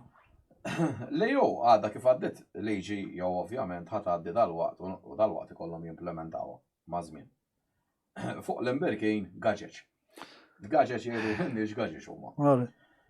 Entom mhux ħadkunu, min għandu ftit fnik, min għandu ftit tiġiġ u jħallihom ġol gaġeġ jienet nimmaġina anka safar. Għastas ta' żomma sfur, eventually għax sfur għalfejn għandek tħallija ġol gaġġa. Da. Mhux se tkun nkunu nistgħu nżommu hemmhekk. Mela dax ħajkun ifisser għal Malta l-industrija eżempju tat-tiġiġ qed tispiċċa għax aħna nafu m'għandniex kobor, ma jistax ikun tħallet tiġiġ kollha ta' Malta jiġru ma kollhom kien. Mela jiġri, da ħajolaw il-prezzijiet, ħajkonna nuqqas tikel. Mela ejja nispjegaw kif ġraw il-fatti. Dina iktar fuq għajin mill-Rita, xita iktar fuq l-AI u hekk u jiena iktar fuq il-Green Deal daw daminaw u f'dispiċċaqat, ġifieri semmen. Mela di bdiet mill-ICI. Tajjeb dawn għamlu petition fejn iridu jiġbru dawna jekk jiġbru miljun petition mill-istati kolla mux 7 stati, miljun minn 7 stati, jew 6 jew 7 stati, dawn ikunu eventualment jistaw irresqu dil-petition qudiem il-Kummissjoni Ewropea. Dawn ġabru anke Malta kellna, Malta nġabru 1694 petitions u kollox inġabru xi 1.4 miljon, ġifieri miljun u 400,000. Naqlas ma biex nagħmel round figure. Eventualment dawn rridu the end of the gauge era, ġifieri kien hemm diversi annimali bħalmu mal-fnik, bħalmu mat-tiġiġ, bħalmu mat-tiġiġ tal-broilers, is-summin, u kien hemm xi affarijiet bħal ġrieden daw iż-żali jrabbu u sama annimali oħra. U rridu jispiċċaw mill-li jibqgħu fil-gaġeġ. Tajjeb, issa malet qudiem il-Kommissjoni, il-Kommissjoni aċċettata, immedjatament 52 sewa, malet qudiem il-Parlament, il-Parlament aċċetta li jkun hemm legislation, issa qiegħda f'fażi il-Kommissjoni Ewropea li qed ħadd tippreżenta l-leġislazzjoni. Ġifieri dis-sena qed tippreżenta. Issa minn hemmhekk lem, ma nafx eżatt xiġri, imma minn hemmhekk lem. Il-Parlament naħseb jarġa' jivvota għalija, eventwalment mbagħad naħseb kun planetarja ma nafx jien. Jekk il-gvern jagħmel dialoga jew le, però sissa ma smajna xejn fuq għadi, jisu l-gvern sieket fuqha. Ma nafx x'inhu għaddej jew għalna xi ħaġa li ħaġa l-MP Aġus, tajjeb, Peter Aġus, u għadak qiegħed naqantis fl-Unjoni Ewropea u qal uskella fuq il-bajt. Però biex il-bajt biss għandek il-fnik aħna Malta. Issa kif ħakun the-registration, għana kan nispekulaw, għax ma nafux. Issa jekk il-gaġġa, per eżempju, tkun kbira 10 metri u tista' żomma mal-art u tista' dawn ikunu tiġru fi spazju għal-menu, mhux ġagaġġa, dik hija mod. Imma jekk dawn iridhom jiġru ġa free range, dik hija storja oħra. Għax aħna Malta ġa free range. M'għandna mkien. Ġifieri daw it-tiġiġ tal-bajt ħan nispiċċaw bil-pers tal-bajt Alla jaf kemm. Tajjeb, jekk ikun hawn xi ħadd. Għax ikun hawn xi ħadd, għax toqgħod tiġri għall-bajt kuljum, ġifieri għandek l-ispejjeż enormi, u daqqad bitla u daqqad bitlem, tifhimni jkollok ħerba sqiħa. Mbagħad għandek il-fnik, ma nafx kif ħajrnexxu il-fnik jibridjawlek dawn jekk ikun free range, jekk ikunu forsi f'gaġġeġ ikkontrollati, akbar. B'xi mod tirranġa. Xillum hawn vaċċins li jgħinu biex ma jmordux, tifhimni ġifieri irridu naraw f'dal-istadju din legislation kif x'ħatkun. U naraw x'ħajkun qed jipproponu. U nimxu minn hemm. U mbagħad naraw eventwalment x'inhu ġej. Dik nista' ngħid, imma jekk alla ħares qatt nitilfu din importanti n-nies jifhmuha kif għadek qed nispekulaw. Sewwa għandna ma rajniex x'inhu jiġi. Jekk ħares qatt nispiċċaw għandu bit-tiġiġ biss. Id-tiġiġ ma jistgħux jbidu jinżammu ġagaġġa, issa jiena kontra l-annimali jinżammu ġagaġġa. Don't take me wrong. Ġifieri jiena nixtri tgħidlek tiġieġa free range u tiġieġa ġagaġġa jien nixtri tiġieġa free range. Nixtri l-bajt jien free range, ma jien anke hemm nixtri free range ġifieri l-bajt. Taroli, imma jien nażel immur għall-free range. Issa tgħidli ma kulħadd forsi jiflaħ jixxina iktar. Le. Verità dejjem meta laqata. Iż-żgħir ħajlaqata. Ġifieri dak dejjem, dak li laqas li jiflaħ. Però għandek oħra li jekk ħajspiċċaw il-farms u daw ħajżarmaw eventwalment, anke jekk il-kussur ta' flus li jtuħu flus u daw ħajżarmaw, ħanispiċċaw. Għadin taħroq ripple effect. Ħanispiċċaw illi aħna il-bdiewa nixxu d-demel minant il-farms. Jew kellha jieħduh xejn whatever, ma nafx kif. U daw jixerduh fl-erqa. Ġifieri dak ħajservi bħala fertilizzant. Ħallina mbagħad jixtru jżidu l-importat. Issa immaġina da. Ħajspiċċa d-demel. Ġifieri il-prodott domestiku fetħol, il-bidja ħaj jispara, għax il-fertilizzant ukoll qed jola minħabba l-gwerra tal-Ukrajna u x'nafin. Allora ħad ispiċċa il-prodott domestiku ħad daqqa enormi da. L-ħaxix ta' Malta ħaj jispiċċa jiġi mhux kompetittiv, da m'għandniex bħal minn tof kellna price control fuq il-ħaxix l-ewwel ta' Malta mbagħad ta' barra. Illum m'għandekx. Ħadd jagħmel li rid. Ma ġil-patata nġibu ġifieri bub, u l-prezz jinżel meta jkun il-bdew jaqla lira. Da, nġibu kemm alla ħalaq minn barra. Ġifieri da, jekk inti li passar da barra tiġi tiswa inqas minn ta' Malta. Daqshekk, ġifieri l-bidja hawnhekk irridu noqogħdu attenti għax il-bidja din bija qed nispekulaw jekk dawn jiġu free range argument u ħanispiċċaw mingħajr demel jew ħanixxu minn barra, ħanieħu daqqa enormi. Ġifieri din irridu noqogħdu attenti. Issa xi ħaġa oħra wkoll din l-imbirka Green Deal li vventaw. Fl-Olanda il-gvern qed jieħu xeba' artijiet li jinħadmu lill-bdiewa. Għaskont huma qed jagħmlu ħsara l-baqar u l-moża x'ħabba insomma l-gass tagħhom u di. Di taħseb li vera jew hemm xi ħaġa oħra lesta pjanata kif diġà qed naraw bħalissa ħafna reklami u qed jgħidulna l-lejbrek daw mingħajr ma saru diġà testijiet tajbin għas-saħħa l-ikel li jiġi mill-laboratorju. Allura ta' tejsek taqret naħa biex intu ma jkollokx option oħra ħlifti kolli kell il-laħam eżempju tal-laboratorju xejlek ma qtilx annimali. Sej ma nistax nimmaġina kif xi ħaġa falsa bħal dik tiġi tgħid li tajbu daqs in-naturali. Mela tiftaħ li mistoqsijiet tajbin, waħda wara l-oħra dam nisewwa. Hawnhekk ħaġa tmur lura għal din ukoll li għandna l-mistoqsija ta' qabel taqgħodha magħha. Għax inti għandek il-farm to fork strategy li huwa parti mill-Green Deal. Tajjeb, mela x'in taqqad dawn flimkien, tibqa' tinduna għalfejn qed joħorġu dawn ċertu regolamenti. Qed joħorġu ċertu regolamenti biex innaqsu l-użu tal-laħam minħabba il-Green Deal. Għax irridu naqsu l-emissions, il-methane u l-emissions fl-arja fl-aħħar mill-aħħar u da qed jgħidu l-beef, mhux qed jgħidu, ġifieri il-beef jipproduċi ħafna methane, il-gass u eventwalment da irridu naqsuh, kif ħajnaqsuh irridu naqsu il-beef. Issa ġaqed naraw regolamenti din ovvjament tal-end of the gauge ħadd naqqas il-produzzjoni. Mhux jekk awtomatikament. Awtomatikament, in-nies irridu jiklu xi ħaġa oħra. Mek sejrin, palma tgħid inti f'dawn il-pajjiżi qed inaqsulhom mill-baqar u x'nafien. Mela għalfejn qed inaqsu biex inaqsu l-emissions. Mhux hekk. Mela issa ħadet magħhom in-nies. Żidna l-insetti. Per-eżempju fid-dieta, qegħdin iżidu l-insetti. Mela l-insetti jipproduċu biex tagħmilhom jipproduċu inqas CO2. Tajjeb inqas methane, mela allura in-nies iridu iżidu dik id-dieta. U mingħajr ma jimponu ilek. Ikollok toħodha. Imma huma daw qed jaqtawlek, qed jaqtaw il-laħam. Nifodili biex tara sa ċertu punt x'falsità qed ngħixu fiha, mela aħna fl-Ewropa ħafna regolamenti ta' sanità kultant eżaġerata jqażżuk. Għamessa l-lajbira f'daqqa waħda l-inset tisaru tajbin. Strictly speaking, tmur restorant, illum il-ġurnata, u tara wordi jena għaddejja fuq l-ikel. Testa, mux problema. Ma mmorru xie, ma dawna jkunu b'gabrin f'ambjent sterili, f'ambjent kif suppost, pero jena għandi dritt nażel fl-axar mill-axar san nikol, jemma rix nikol grasshopper u grillu. Tajjeb. Tajjeb. Pero ħad obbligawk indirettament, għax tant ħatiġi għolja l-bicċa laħam, tiġi għattola, int ħad obbligawk, per eżempju, din oħra. Tiftaħ l-ktib u għanek għan għalaw polemika, ma zammin uħobba polemika, ġiviri, naħseb drajt niziju. Il-lum għala xjamlu daw, din il-erq, u għanek tgollok l-erf, il-qed jiġeldu l-vegans ma' il-vegetarians, il-vegans ma' dawk li klu l-laħam. Mux jek, l-eleku, divide and conquer, Eżatt, allora jiġelduna, ma' xurxin, għodun jiġeldu, u il-laħam mux tajab, u il-laħam, ma jadaw ma jafux, daw ħajġu fetwati u ma' għol, il-vegans għani l-għaxiex.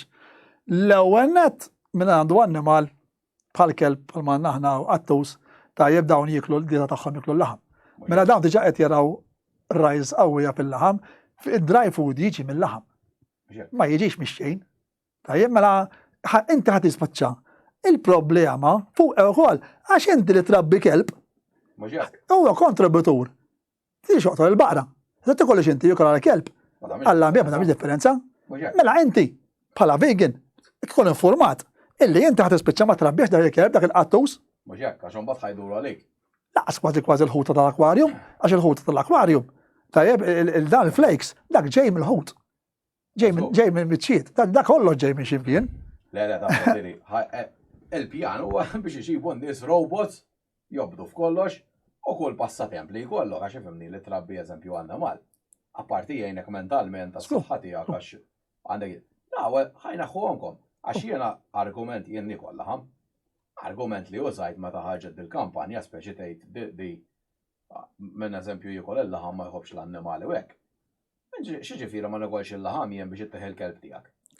Volderi daw, ejsek ġajna morna. Bħal ġaħan. Ejsu, fimni, flok joqgħod jitlu fuq il-ħmara biex tmexxieħ. Qed joll il-ħmara u fuq dar. U jekk dawn oħra, ejja ngħidu aħna nsiru kollha vegetarians u kollha vegans, kulħadd isir vegan sewwa, sa jiġri id-domanda tal-laħam għala kem ħatonqos, ħarbu inqas u l-prezz la kem ħajitla. Mhux hekk. Għax ħajġrilhom dawn, dak ħajġrilhom. L-annimali kollha li rabbu jridu jneħħuhom, meta biex ħad tixtriha biċċa laħam għall-kelb, insija. Ekku foldri, efemni. Nem sejri, issa l-informazzjoni li għandna nipprova ngħaddulhom hija b'dal mod. Imma trid titħares mill-angoli kollha fuq il-ħaġa. Issa hawn min jgħidlek inta wara l-montani, imma jgħidlek inta wara l-montani għax il-montani għadha fin-nofs. Mela naraw daqsxejn. Le ekku dija ħasra foldri da bħal mamlu tal-Covid. Ġeldu il-mimma li xieħu l-vaksin. Ma dawk li ħadu, ma da fil-verità l-unika tir li kien hemm biex ibijaw kemm jista' jkun. Vaccines għandna sal-lum il-ġurnata l-Ewropa taħbi il-kuntratt ta' 80 biljun x'fieħu ma fiex u n-nies jiġġieldu jitqatlu bejniethom għax tipprova tiftħilhom għajnejhom li jiena m'għandix għalfejn niġġieled ma' xi ħadd ma ħax il-vaccin. Jiena m'għandix għalfejn niġġieled ma' xi ħadd li vegetarian, imma jekk vegetarian ħajġi jindaħal li jiena u jgħid li inti ma tistax tikol hekk jien ovvja ħana ribatti lura. U ngħidlu tindaħax inti għamel li trid li kell tiegħek il-laħam tiklux inti. U teħel kelb. Daqshekk. Affarijiet, imma jiena rrid niklu jiena jekk ikolli kelb inti huwa. Daqshekk. Waldri l-għażla mbagħad għandha tkun fidej l-individwu. U dawn iktar irridu noqgħod attenti kif qed inti qegħdin iġeldu naħa oħra. U din mhux qed nindunaw laħam bagħtu tnejn. At the end of the day. Dek li jridu jippruvaw jifhmu. Ħajk jisruna tnejn. U din l-istess ħaġa part tal-vaċċin. Naħan tiġġiel kontra oħra. U mhux qed jindunaw li dawn at the end of the day ħambatu tnejn għax minn ħada kien hawn nies li waġġaw u għandhom repercussions. U li għandna pruvaw jitfawna ġo ħabs. Minn ma ħadiex għamilna 3 snin, mis-3 snin, sentejn imbagħtu. Ġellet il-poplu ħabru. Minn ġellet il-poplu. Tajjeb ħabru, eżatt. U dik hija l-eżempju perfett. X'inhu jaħdem.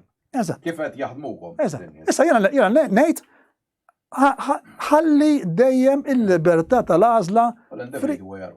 qabad l-individju. Mela, biex naqbdu kol nerġaw daqxej fuq il-ħu. Qed tirrakkomanda di li jekk tiġri pandemija oħra li donnom diġà jafu li ġejja dal-waqt. Fuq xi ħaġa dal-lajbira kollox ikunu jafu bil-qudiem. Il-gvernijiet, il-ħu tibda tiddetta l-gvernijiet x'għandhom jagħmlu. Odu għannu l-gvern Malti biex ngħidu kollox ma sab l-ebda oġġezzjoni. X'qed ikun ġej għan-nies biex forsi jkunu jibdew jifhmu daqsxejn. Mela dina f'xinu ġej għan-nies il-pandemic trid ma rajtiex. Provajna anka nibatu email fl-FOI biex jituna id-dettali ma ġevejna xejn. Tajjeb forsi gazzetti oħra jippruvaw jagħmlu bħalna u jikwistaw da. Tajjeb hemm ħafna spekulazzjoni anke f'livell Ewropew rajna il-Bulgaru bħalissa Livan. Tajjeb qed jgħidha fuq dal-pandemic treaty l-istess, ġifieri tibda ddoqlok il-qampjena. Dina bil-fors jekk ħajamlu xi ħaġa irid tinbidel il-Kostituzzjoni għax aħna nafu li f'każ ta' emerġenza pubblika. F'emerġenza pubblika tieħu over id-direttorat tas-saħħa tiġi b'saħħit iktar mill-Prim Ministru. Daqshekk, mela issa dina jekk aħna kif qed nifhem ma jinsewa, jekk aħna ħanatu s-saħħa lil ħu. Mela diħa taqbes. Ħajkun hemm il-ħu. Intħil barrani totalment. Mela hawnhekk irridu nbidlu Kostituzzjoni. Il-fors. Di qiegħda parti fil-Kostituzzjoni. Issa nistgħu niksluha u nistgħu bħala poplu niftu kawża kostituzzjonali.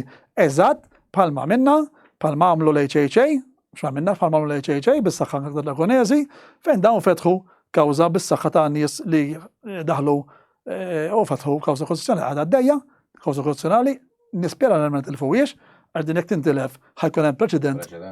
Tajjeb u jekk dal-preċedent imbagħad jgħidu lek issa tilbes il-maskla fl-għalqa ma tistax tgħidlu marriġ nagħmilha u jgħidlek tilbesha. Għax ma ta' kienu inventaw il-hate speech. Fetħet tieqa li kollox hate speech. Daqshekk. Mbagħad ikollok baxxi rasek hemm jidilli li hemm il-kawżi ta' dak ma nilbsux il-maskla. Tajjeb għall-oċidazzjoni dak bħalissa qegħdin on hold biex jistennew il-każ kostituzzjonali jispiċċa. Jekk da jenqata' kontra, tajjeb dawn, ovvjament, ħajtilgħu jħallsu l-multa jisaqdu jħallsuha mill-ewwel. Jagħmlu ċekk bil-lestu jħallsuha. Imma jekk jitilfuha, dak ħajjelpu l-kawż, dak ħajjelpuhom kollha. Probabbli qas jaqgħu awtomatikament. Imma ġifieri din irdu attenti u anke din naħa speċi nafu ġifieri min qiegħed jirrappreżenta pala xieda, per esempio għandna Dr. Soler pala xut, milli nuku wieħed Malti, li qed jirrepreżenta ngħidu hekk xjenza naħa ta' min ħarrek il-Dipartiment tas-Saħħa ġifieri hemm xtomod fija din. Issa spiss ukoll nisimgħu n-nies jitkellmu fuq trasparenza tal-Gvern Malti, għax aħna ovvjament ngħixu Malta. Ħafna skandli, kulħadd jaqbel anke llum il-laburisti li tista' tgħid każ wara ieħor. Però hemm numru ta' nies, fosthom nista' ngħid anke jiena nagħmel ħadd il-ħaġa, li l-Gvern Malti insalbuh. U jien nemmen li huwa tajjeb għax jien nemmen li min jitlem fuq m'għandu ħadd la jisraq, speċjalment b'mod eżaġerat. Però fl-istess nifs għandna Ewropa fejn mi trasparenti xejn. Għandna kif inxtraw il-vaċċini, illum għandna qed jibgħatu flus bla doċċ l-Ukrajna la nafu fejn intużaw daw la nafu x'sar minnhom l-armamenti. U bisibilju affarijiet oħra. Fodri anke l-accounts daw l-accounts għamlu kienu 12 sena ma jsibux awditorji li jridu jiffirmaw l-accounts. Tista' timmaġina li tiġi Malta. Allura ma mhux qed nimxu double standards tipo l-Gvern Malti inkisruh. Imma l-Ewropa donnu Alla jbirek untouchable jisu għandek Alla. U kull ma jsir hemm kollox sew. Ekku, Malkim. Però kif qed tgħid inti dawna kif qed ngħid kif qed l-ewwel ġifieri ma tantx dana huma untouchable u aħna Malta taqla kollox. Ġifieri qasem kważi xi nżid ma' din il-mistoqsija x'kważi jetta inti u għadnija naħseb jiena fil-mistoqsijiet preċedenti ġifieri il-Malta ġiet parti belt konsul lokali ġifieri dana trasparenza kifet l-ewwel għax naħseb bistulek il-mistoqsijiet li fejn għandna pereżempju l-Pfizer. L-SMS di mal-kap li tmexxi li u Dawna jagħmlu li jridu, ġifieri ma x'inhu jiġri, Malkim, qed jiġri lin-nies ma mhux joħorġu jivvotaw anke f'livell Ewropew, ġifieri din. Barra jkun hemm il-protesti, mhux bħala kulħadd mixtri għalija volderija ovvja. Eżatt. Li issa ixju oħra li ovvjament l-aħħar sena affettwat il-kulħadd hija l-gwerra bejn l-Ukrajna u Russja. Jidher ċar issa li wkoll ir-Russja ħadet Bakhmut taħt idea wara li l-Ewropa kienet qed tgħidilna li mhux ħajjeħdu xejn insomma anzi li ħassir kontroffensiva u li l-Ukrajna ħajjeħdu l-artijiet li diġà tilfu. Taħseb li però issa wasal iż-żmien li l-Ewropa tħares lej soluzzjoni għal paċi għax hekk ħanibqgħu jien fil-ġurnati ninċitaw il-gwerra ħajbati kulħadd għalmenu l-Ewropej ngħidu l-Ewropej. Ħanbatu kollha u għalla ħares għaddi ħadd komplet infirex f'pajjiżi oħra. Malkim għandek punt hawnhekk, però noqogħdu attenti għax jiena ngħid li nibda biex. Jiena li r-Russja għamlet żball l-punto di partenza l-invadiet l-Ukrajna u naħseb fuq din. Naħseb il-maġġoranza tan-nies naqblu. Tajjeb, issa tgħid li imma l-argument li dawn kien hemm problemi f'Donbass u l-gwerrilla mit-2014, in-NATO baqgħet tavvanza, l-Ukrajna ridet tidħol fin-NATO, ir-Russja tibża min-NATO, kien hemm trattati ta' Minsk u x'nafien u mis-suppost ma jitlux fin-NATO, però once again ngħidlek il-pajjiżi mhux sovrani, jekk il-pajjiż irid jidħol fin-NATO ħatwafqu r-Russja għandha dritt ġifieri għalkemm hemm it-trattati, imma dawn jisom ifittxu Malkim il-kbar. Kisru. U il-businesses tal-armamenti, il-businesses li għaddejjin ġifieri u l-fabriki jipproduċu l-armamenti, għallu għara, sa l-istess ħaġa tal-Green Deal din. Qegħdin ngħidu l-karozzi jkunu bil-batteries, qegħdin ngħidu. Nipproduċu dak l-armi kollha u bl-uranium ukoll issa. Eżatt. Qegħdin ngħidu ejja l-poplu mur bil-batteries, ejja l-poplu tagħmel id-djar tiegħek bil-AAA għax inkella ma tistax tikri, ma tistax tbieħ u x'nafien. Imbagħad dawn jaħarqu l-armi u jtajru u jagħmlu jekk m'hemmx pollution hemm. No, fid-dinja ma kien. Fil-fatt biex inżidlek ukoll naħseb battilek qabel lilek ftit llum jew il-biera. Dan hemm l-Ingliżi bagħtu xi armi li fihom l-uran. Li daw suppost ibbenjati xaq ir-Russi ovvjament daw għandhom l-intelligence tagħhom u naħseb din is-sena għandunaw li taħdem. Splodew għamlu waqt li r-rieħ kien qed jagħti n-naħat isfel lej Poland lejn Ewropa. Issa hemm website fejn Ewropeadi, mhix Russa, biex nagħmluha ċara. Timmonitorja ir-radioactivity li jkun hemm ġol pajjiżi tal-Ewropa. Di alla jbierek mal-isplodew di Russja. Ent fiet biex tagħmel update, jekk tmur fuqha ħin kollu tibqalek loading. Wara jista' jkun aħna bla ma nafu għaw radioattiv bħalissa ġejlejna. Għax donnu trasparenza, l-istess anka jiena li għaddi trasparenza, għax kontrat tal-gvern Malta jridu jekxfuh mad-dinja kollha. U da alla jbierek batu l-armi li ovvjament huma ta' periklu għas-saħħa tal-bniedem kollhom kien, mhux tgħidha qed jiġġieldu bejniethom, baqatem, li qed taffettwa wkoll u ftit qabel intefada ġo Poland kienu qegħdin eżaġerati. Bħala li mid-vodri mhux ħanibqgħu imbagħtu aħna fl-aħħar. Da ħajbat il-poplu.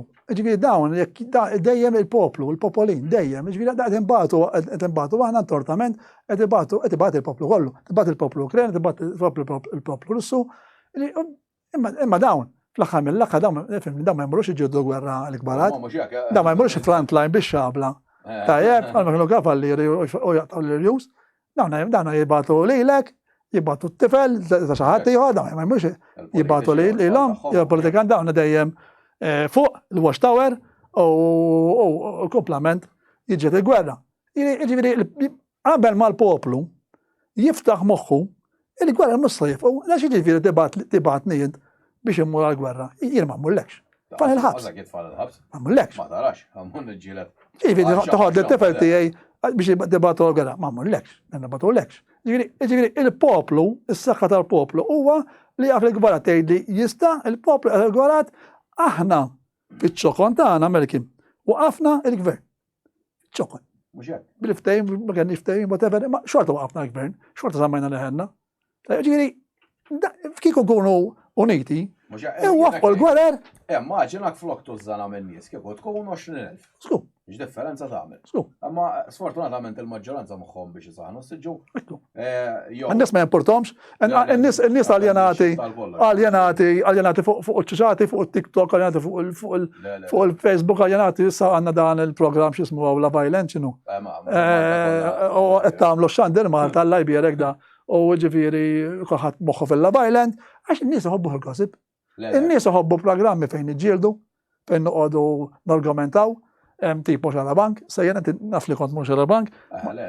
Tajjeb, jiena xara bank, per eżempju, il-mod kif jiena ħadem, tajjeb, da, jisu ma joħroġ xejn. Fim? Joħroġ id-dem minn nies iġġibhom hemmhekk biex joqogħdu jiġġieldu, u joqogħdu jargumentaw, ittalla il-views, dak il-mod ittalla il-views, nafuha, l-affari. Imma kien għadu vuċi, imma ma rridux nikkuntentaw biss ħanatu vuċi, irridu ntallaw il-lever tagħna, illum għandek poplu. Tant ġi affettwat minn dan l-imbierek xara bank. Dan ġi affettwat, dan għal ma żmien. Li jaqbdu jagħtu ma' xulxin, jaqbdu ngħidu, kulħadd għandu raġun, fim, mentri fimdi, ġifieri neħlu l-kappell ta' xagħmel ħafna ġejtu, ġifieri, tifhimx ħażin, però forsi kieku baqa' xara bank u dak il-level inbidel għal-level fejn qegħdin niddiskutu. Forsi qegħdin nedukaw il-poplu iktar, biex aħna kellna hawnhekk fiċ-ċokon tagħna, id-darba li għaddiet, tinħossni xkejk kien fadih.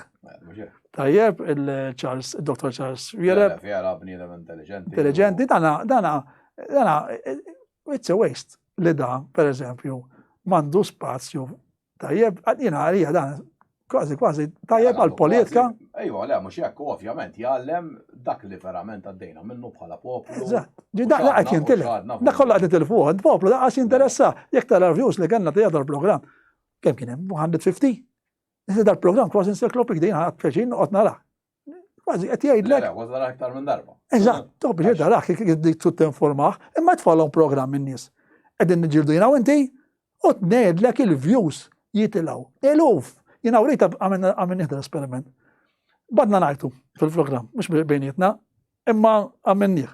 Il-views tal-għaw 800 Melkin f'sija. Għatna kienet 800 f'sija.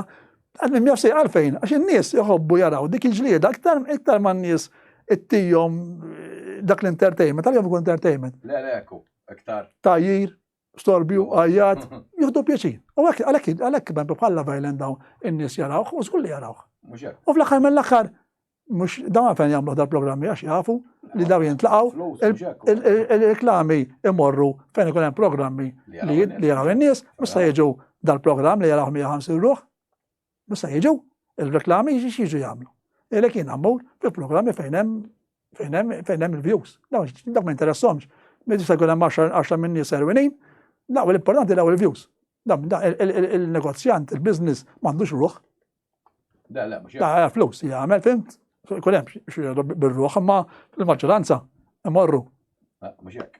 Mela, issa s-sena d-dieħla hemm l-elezzjoni tal-Ewropa. Inti x'taħseb li għandhom ikunu l-issues li l-poplu għandu jara qabel jekk ħajmur jivvota ovvjament.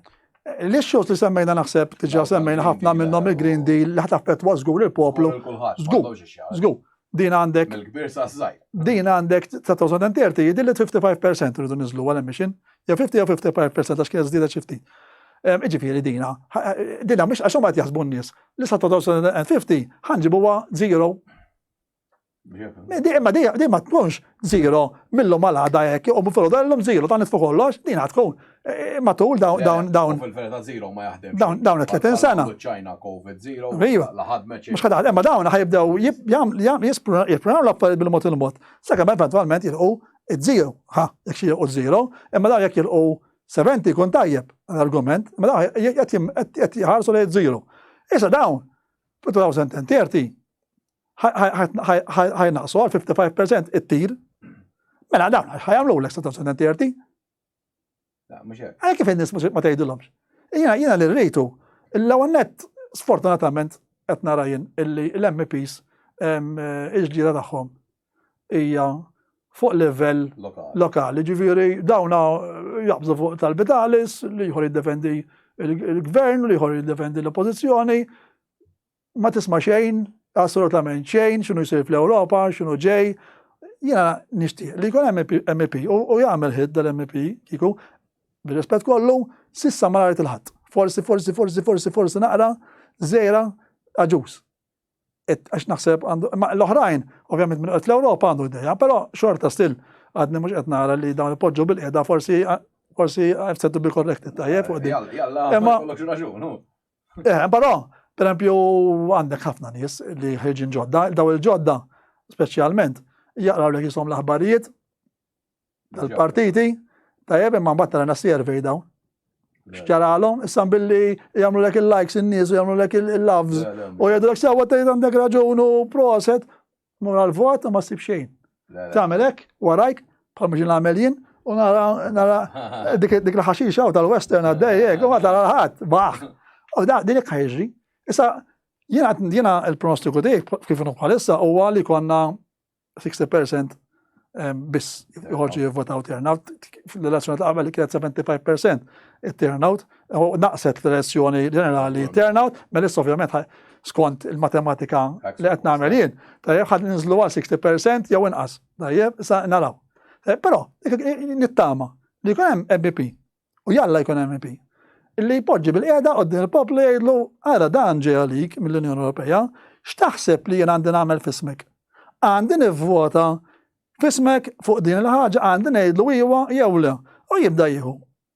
Jibda jara. Li għawlet jgħid l-idea tiegħu. U mbagħad jibda jara il-poplu ir-reactions tiegħu.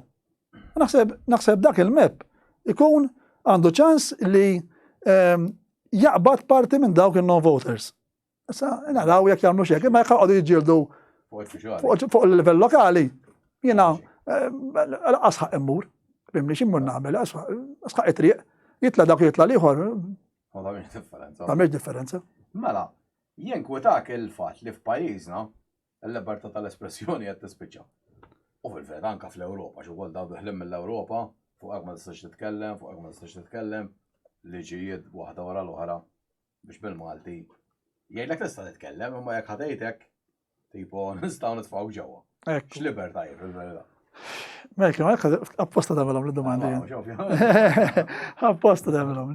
Mela, inti taf il-każ tagħna. Sewwa. Wieħed minnhom. Da spiċċajna tajjeb għax tajna letteralment vuċi il-xaħat li għandu opinjoni differenti minn l-video jista' jara li aħna kważi dejna nkunu nafu kat-taxxi tal-ħin kollu u miruħ li kienet diskussjoni normali bħal ma tnagħmlu inti u dawn derilhom illi aħna għamilna xi riklam dawn u spiċċajna l-qorti. Insomma, issa għandna kawża fid-9 ta' Ġunju, insomma. Ovvjament aħna niddefendu ruħna u l-homework għamil nihsew Amerikim. U jekk iridu xew. Għana nħobbu x-xew, l-entertainment nħobbu. Jiena jaf jinkollek il-purċinell tal-show, ġiri nħobbu ġini ndaħħaq u l-lati. Tini għanzi, tfal għandaħħaq u issa għanna ċans nittilaw emmek u namlu x-show. Namlu x-show. Ovvjament, fid-9 ta' Ġunju konna kawza, però rajna dawt l-estin ġara, mela kienu fuq l-istaktar serja dina dil-kawza fuq l-level serju rajna u inti tafu għanna raġanna l-laċċa mal-edna l-ewel, kena nies illi bdew jgħidu li dawna x-xandir ma jistidunhomx, ma x-xandir għandu jkun imparzjali. Għandu jkun imparzjali, x-xandir, u anki kostituzzjonali, għaltlu għandu jkun imparzjali, u għandek ovvjament tistieden iż-żewġ naħat. Issa, li rajna fenomenu tajjeb illi tistieden żewġ tobba, per eżempju, għamba l-għura Covid, jgħidu dawn favur il-Miżuri, bil-kontra ma ġibu imkien dawn jgħider, anzi naraw kif nagħmlu, u nagħlqu ħalqu, ħalli ma jitkellemx dal-wieħed li kien hemm, jew tnejn, kien hemm oħrajn għadu fid-della x'innaf fihom. Imma still, ġifieri dan nagħlqu ħalek titkellemx. U dak huwa attitudni ta' reġim. U dini għalhekk imbagħad tarġa' tal-laċċa kollox ma' xulxin fejn aħna sejrin u fejn inti ħatati s-saħħa u l-power tiegħek, id-dejta tiegħek, dak kollu li inti fidej min? Fidej reġim? U jiena tbażżani. Din. U kulħadd għandu jibża.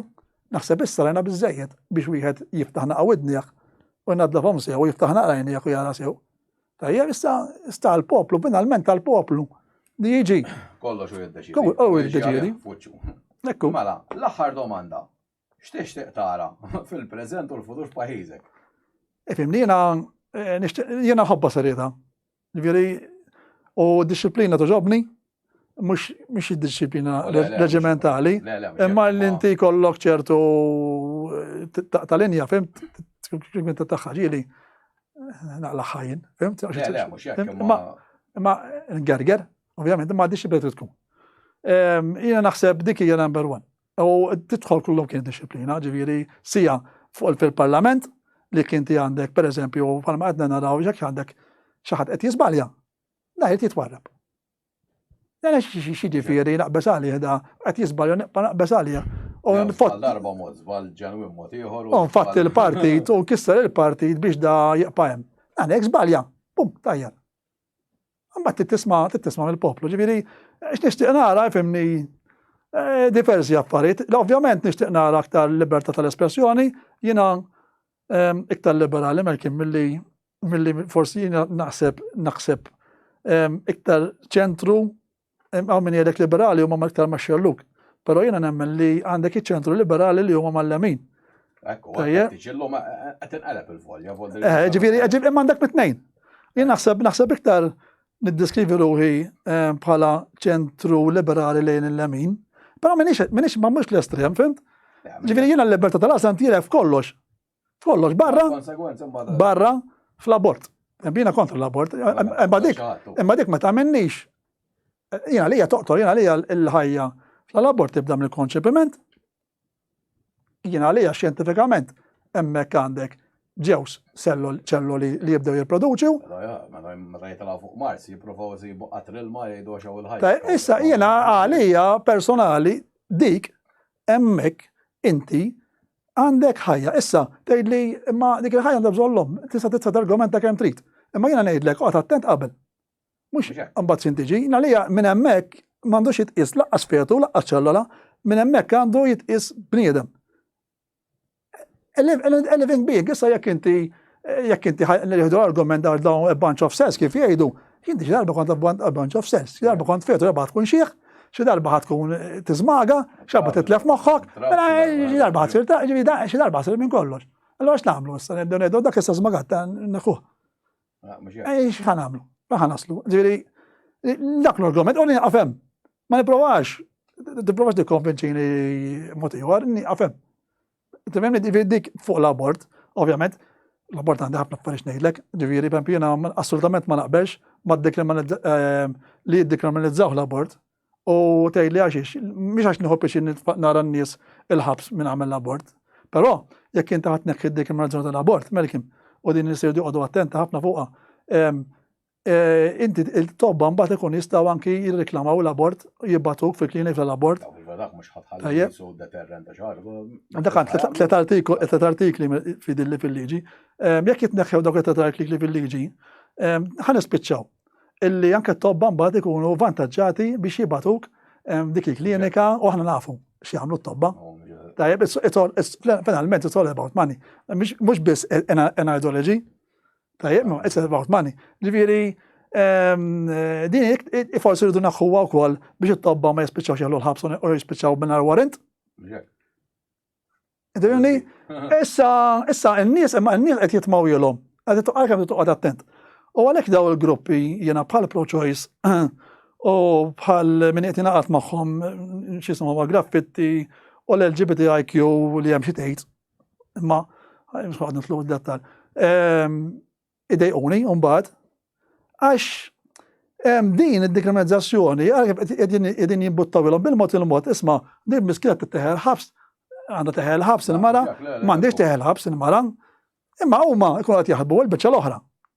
Allora nispiċċaw illi l-poplu inkonxjament jgħidlek jiena ma naqbelx li dawn jaħlu l-ħabs, mela bil-mod il-mod din ħatiġi mbottata bil-mod il-mod dar il-mod sottili li diġa għaleta di prostabil għaleta l-ultimate goal u għal neħu dekriminazzjoni tal-abort. Once li dawn bat jindunaw l-poplu x-xiftja u l-Prim Ministru qal jiena nisma' mhux jekk le fil-fatt għalhekk waqqafa daqsxejn.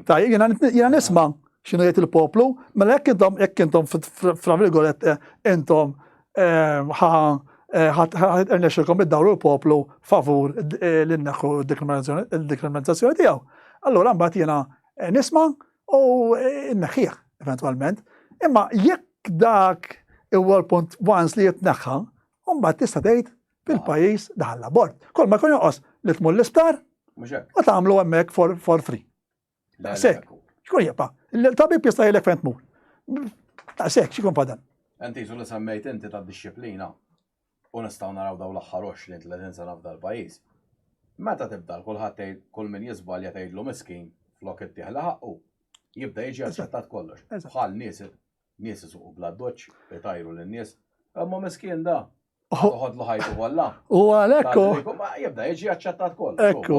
U għalhekk imbagħad il-punt tas-social credit points ħaj jispiċċa illi l-poplu jkun iridu. Tara kif tiġi?